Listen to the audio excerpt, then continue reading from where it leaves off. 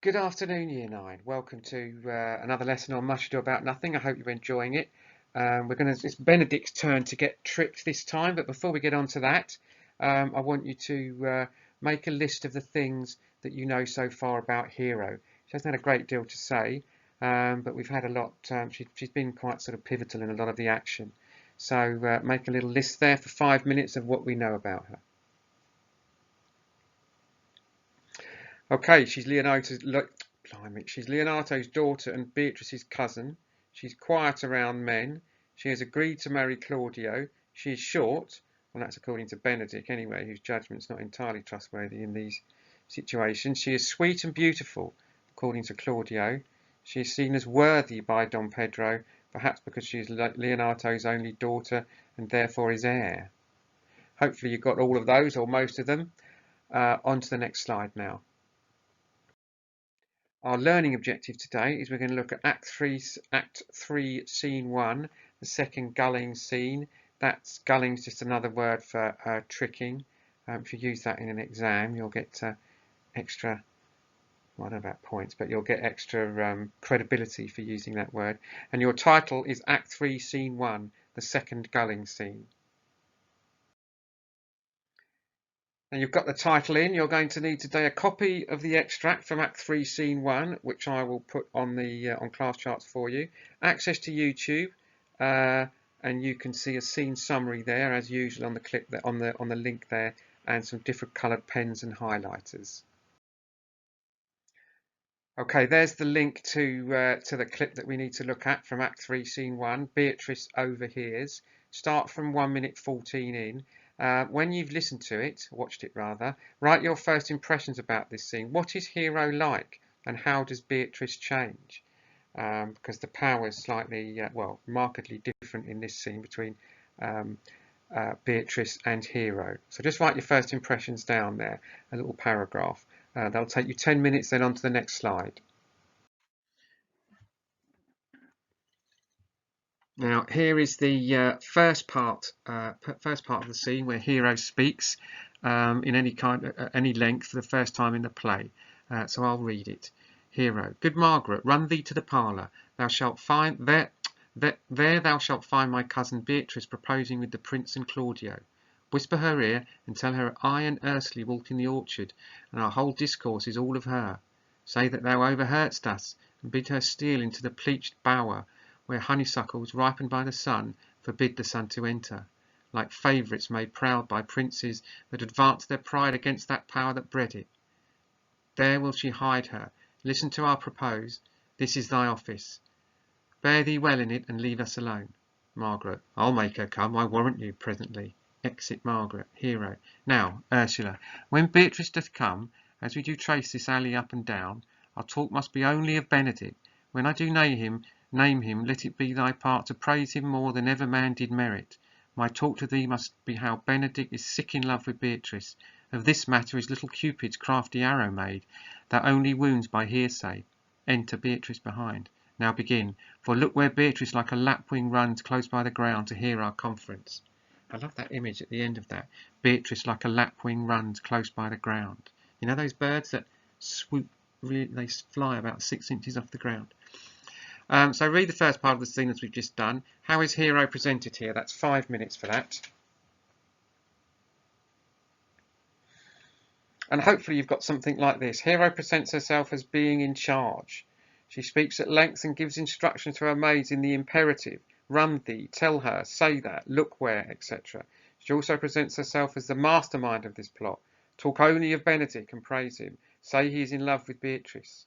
Hero seems aware of the power but also the limitations of overhearing somebody. She refers to the wounds of hearsay that this will bring in comparison to Cupid's arrow.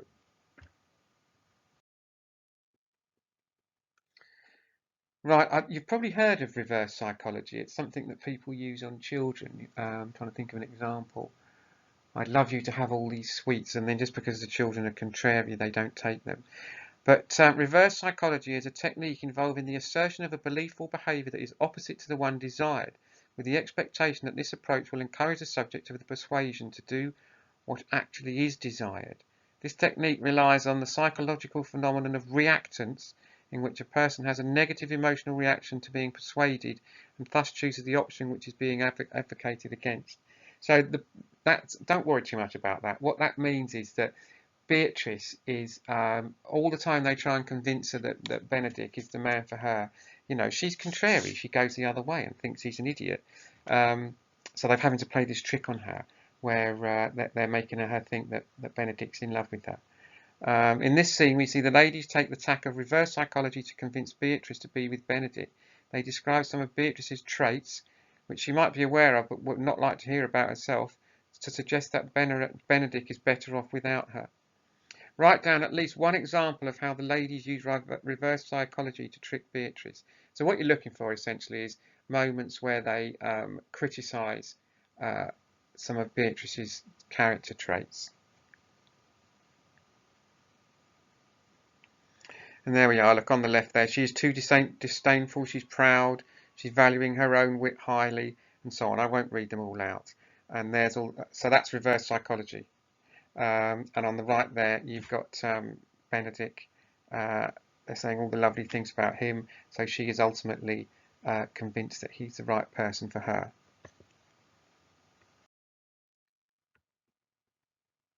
Now, dramatic irony, we all know what dramatic irony is, don't we, Josh?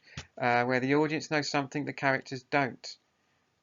An aside is a dramatic device in which a character speaks to the audience. An aside is typically a lot shorter than a monologue or a soliloquy, though. It's just like a one or two comments.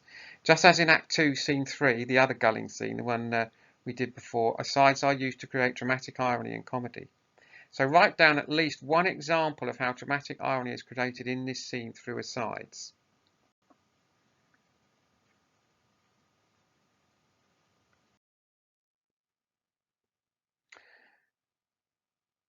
As in the previous scene where Benedick was tricked, there's a lot of hunting language used here. They're trying to sort of entrap these two. So read through Act 3, Scene 1, the attached scene, and find as many examples as you can that show language associated with hunting, e.g. traps, fishing, etc. That's just 5 minutes for that.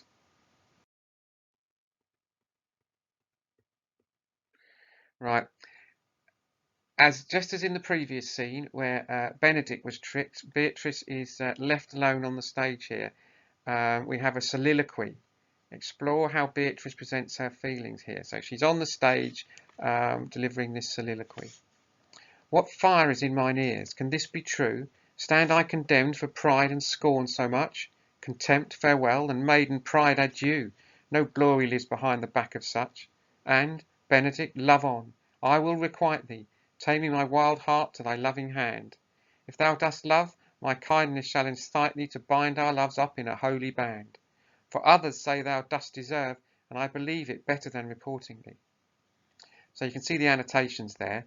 3 questions showing her uncertainty. The idea she's been seen this way is hurtful, fire. She says goodbye to these qualities that she's been criticised for. Requite simply means to return Benedick's love. She sees herself as animal-like, wild and needing taming. Holy band suggests marriage. Others have convinced her, but she now believes it more than them. Perhaps because she felt it all along. So annotate your a little Beatrice's little speech there, soliloquy.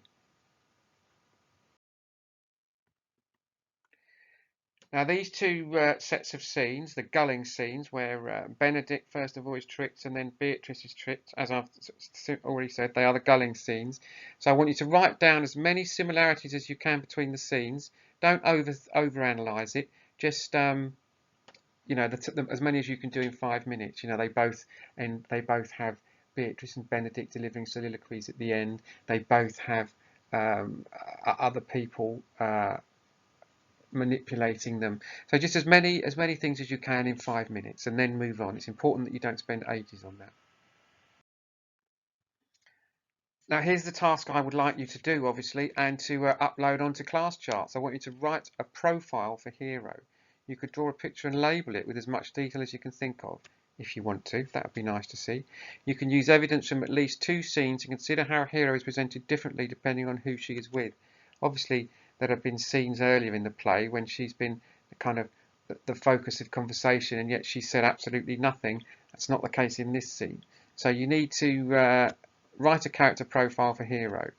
If you wanted to, you could include relevant context to explain why she might be the way she is, which is fundamentally to do with the fact that she, a woman of her time would have no voice. I mean, Beatrice is a very unusual creation for that time.